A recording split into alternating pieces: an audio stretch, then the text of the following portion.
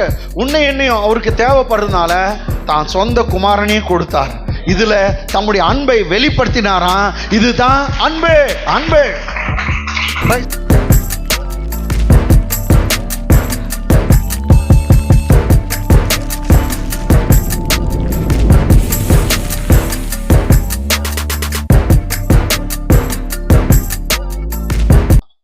நாம் தேவனிடத்தில் அன்பு கூர்ந்ததினால் அல்ல. அப்போ நம்ம ஃபர்ஸ்ட் ஆண்டவர்கிட்ட அன்பு கூறவில்லை. ஆமென். அல்லேலூயா. அல்லேலூயா.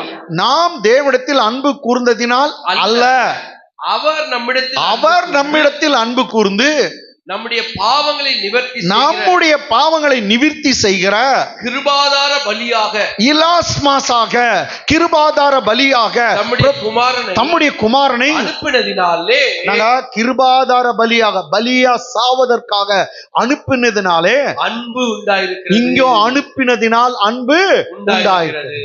கர்த்தர் நம்முடைய பாவங்களா மன்னிக்க, நம்முடைய பாவங்களா எடுத்து போட அவரை கிருபாதார பலியாக இந்த உலகத்திற்கு அனுப்பினார். என்ன பலியாக? பாவ நிவிர்த்தி. இல்ல, இது பாவ நிவிர்த்தியை காட்டலாம் கொஞ்சம் பெருசு. ப்ரொபிஷியேஷன் என்னன்னா, நம்ம கிரேக்க பதத்துல பார்த்தோம்னா இலாஸ்மாஸ். சொல்லுங்க, இலாஸ்மாஸ். இன்னொரு முறை இலாஸ்மாஸ். என்ன இலாஸ்மாஸ்னாக்கா, the wrath of God got appeased. The wrath of God was appeased.